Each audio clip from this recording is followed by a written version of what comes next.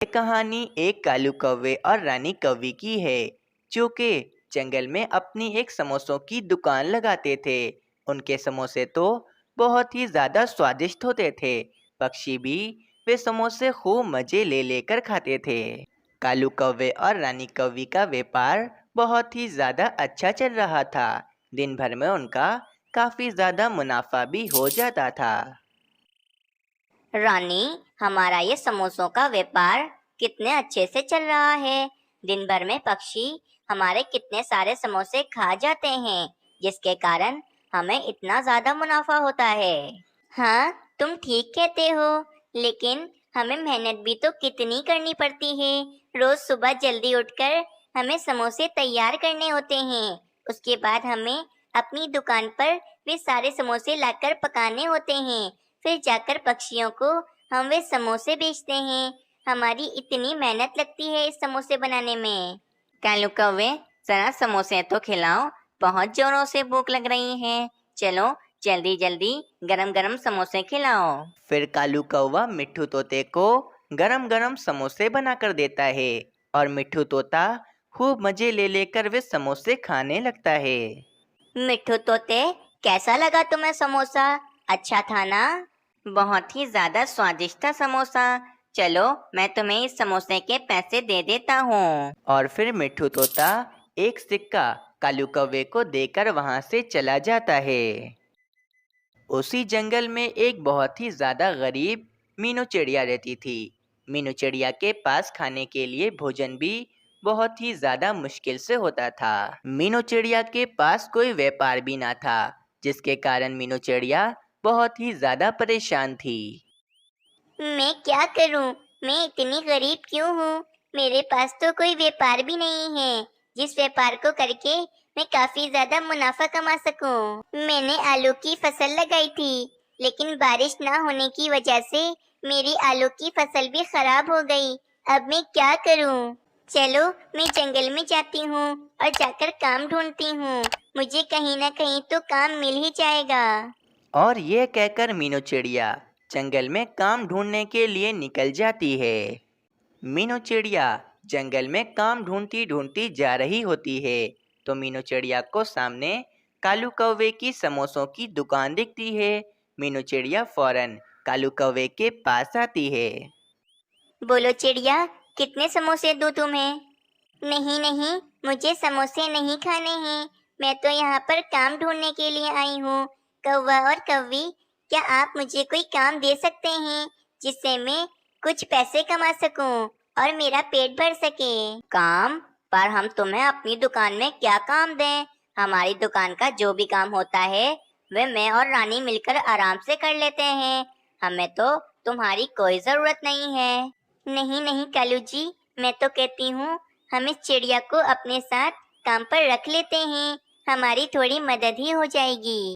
वैसे भी मैं समोसे बना बनाकर बहुत ज्यादा थक गई हूँ। मैं कुछ दिन अपनी माँ के घर जाना चाहती हूँ, इसलिए तुम इस चिड़िया को काम पर रख लो।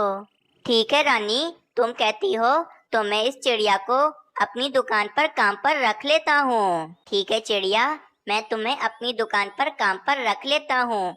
कल सुबह तुम मेरी दुकान पर काम के लिए आ जाना। तुम्हें रोजाना ढेर सारे समोसे बनाने हैं और उन समोसों को तुम्हें पक्षियों को बेचना है। यह है काम तुम्हारा। लेकिन चिड़िया, तुम्हें समोसे तो बनाने आते हैं ना? कहीं ऐसा तो नहीं कि तुम हमारा धंधा ही बंद करवा दो? कौवी बहन, मुझे समोसे बहुत ही अच्छे से बनाने आते हैं। आपका धंधा मैं और ज्यादा बढ़ा दूंगी, देखिएगा आप। ठीक है चिड़िया, अब तुम जाओ और कल सुबह तुम जल्दी मेरी दुकान पर काम पर आ जाना। फिर मीनू चिड़िया खुशी खुशी अपने घोंसले की तरफ चली जाती है। रानी, अब हमने इस चिड़िया को अपनी दुकान पर रख लिया है। अब हम इस चिड़िया से ही अपना सारा काम करवाएंगे और इससे थोड़ा बहुत मुनाफा दे दिया करेंगे। तो फिर ठीक है कालू जी, मैं कुछ दिन के लिए अपने मैके जा रही हूँ।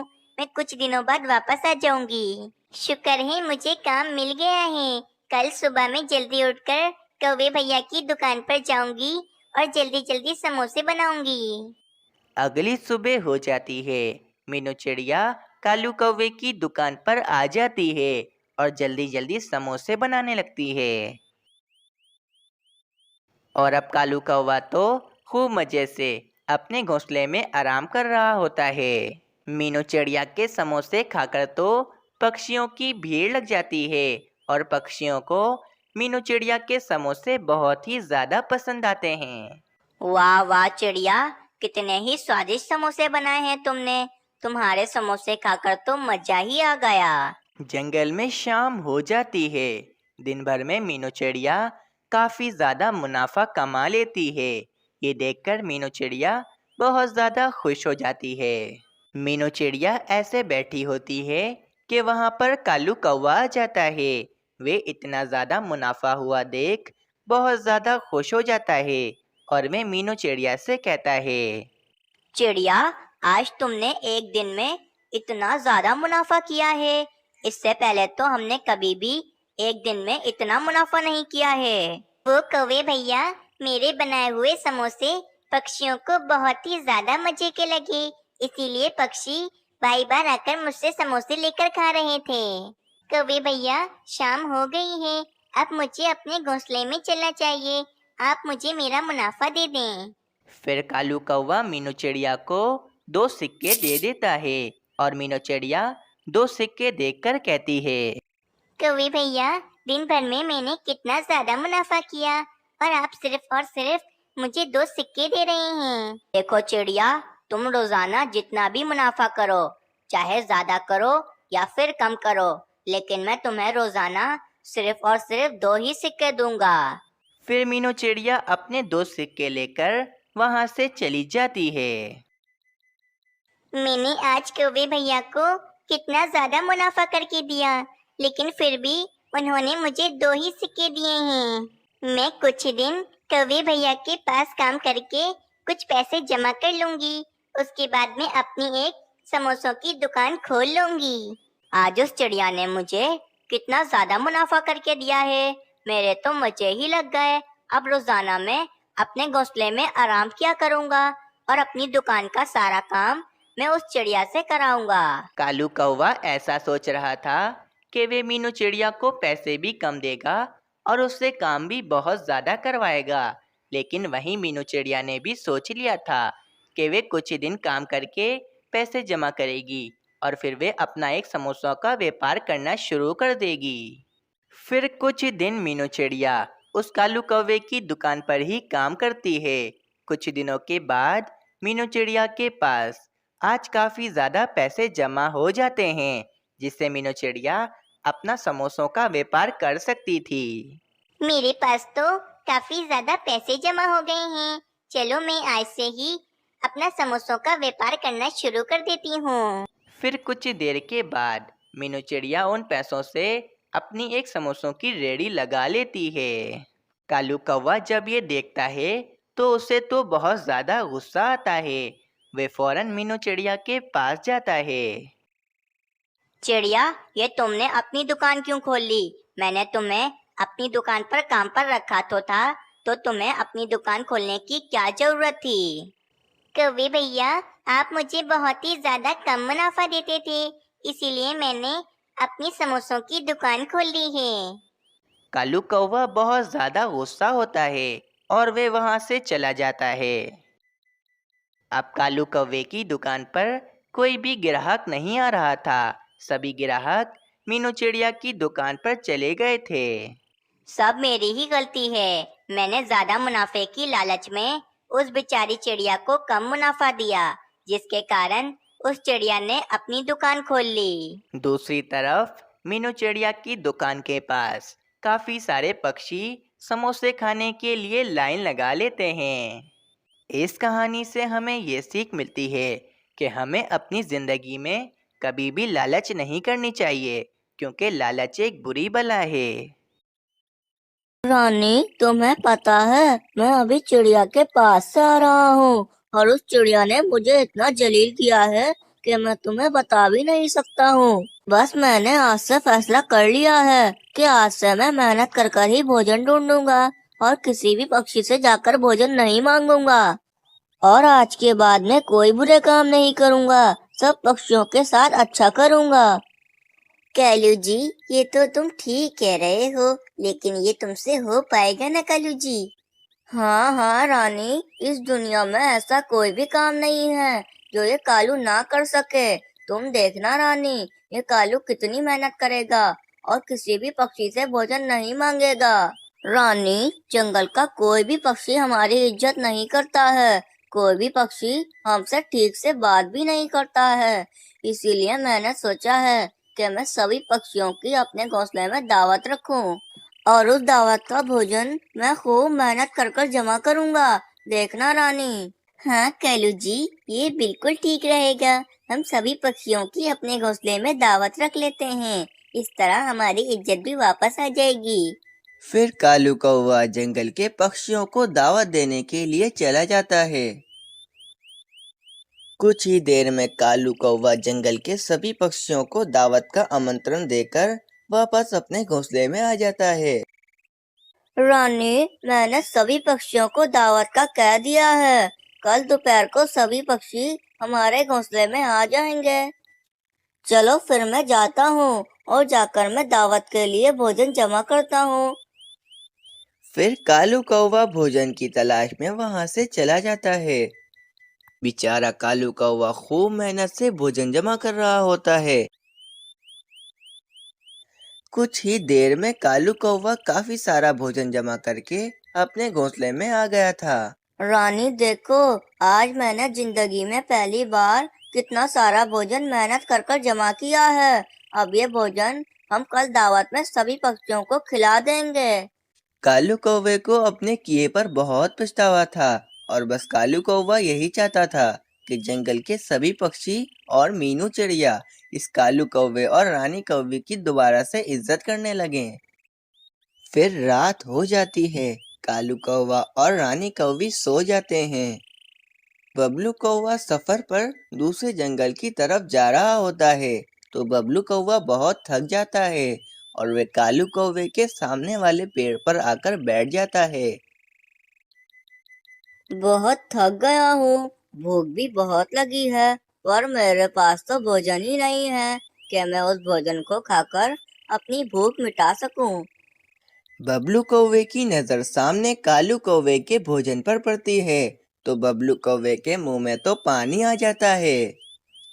वाह भाई, उस कौवे ने कितना सारा भोजन जमा किया हुआ है। चलो मैं वहां जाकर वह सारा भोजन चोरी कर लेता हूँ। फिर वे बबलू कौवा कालू कौवे की भोजन की टोकरी चोरी कर कर वहां से भाग जाता है।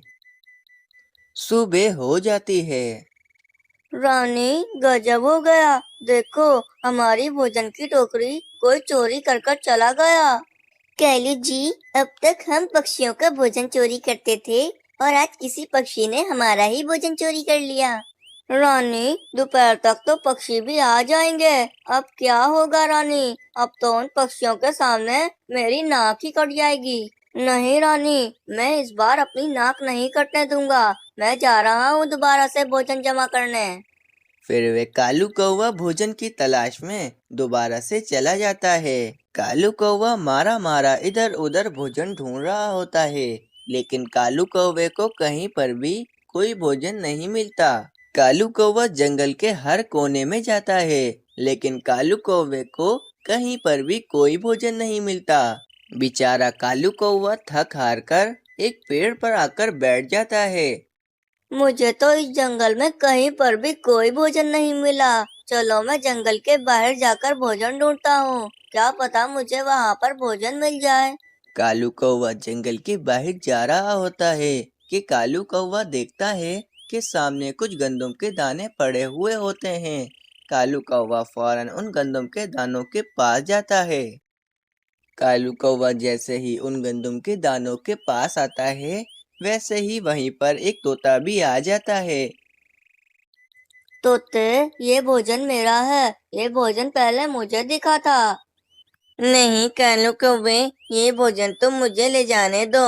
अगर मैं ये भोजन नहीं लेकर गया तो मेरी बीवी मुझे बहुत मारेगी और मुझे घर से भी निकाल देगी।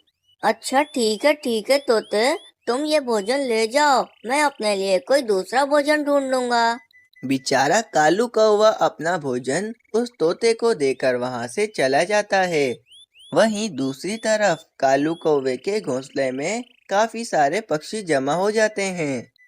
रानी कौवी, कालू कौवा कहाँ है? कहीं ऐसा तो नहीं कि कालू कौवा हमें दावत में बुलाकर खुद कहीं भाग गया हो? नहीं नहीं मिट्टू तोते, ऐसी कोई बात नहीं है, बस कालू जी आते ही होंगे। वहीं बेचारा कालू कौवा जंगल के बाहर आकर इधर उधर भोजन ढूंढ रहा होता है। कालू कौवे को सामने कुछ फल पड़े हुए दिखते हैं। कालू कौवा उन फलों के पास जाता है।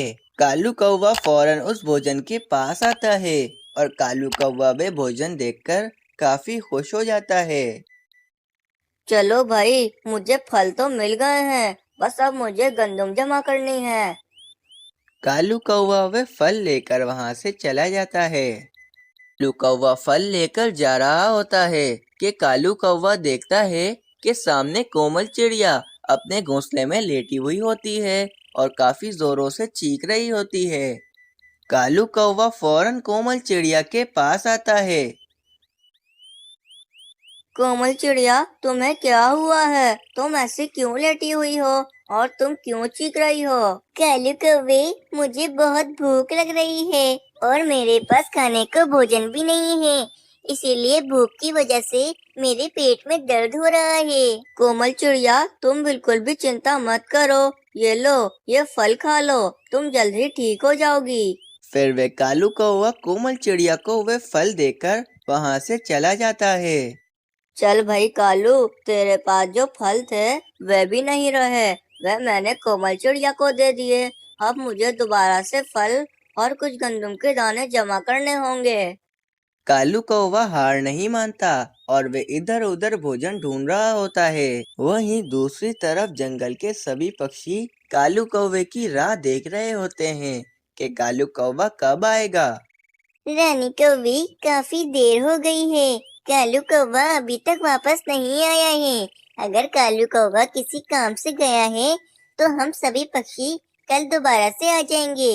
नहीं नहीं मीनू चिड़िया, कालू जी बस आते ही होंगे, बस तुम पक्षी कुछ देर और इंतजार कर लो। उधर ही कालू कौवा भोजन ढूंढ रहा होता है कि कालू कौवे को सामने जमीन पर एक गंदम का दाना पड़ा हुआ दिखता है। कालू कौवा जैसे ही उस गंदम के दाने के पास आता है तो वे कालू कौवा देखता है कि सामने गंदम के दानों की लाइन बनी हुई है और वे गंदम के दानों की लाइन एक गुफा के अंदर जा रही होती है।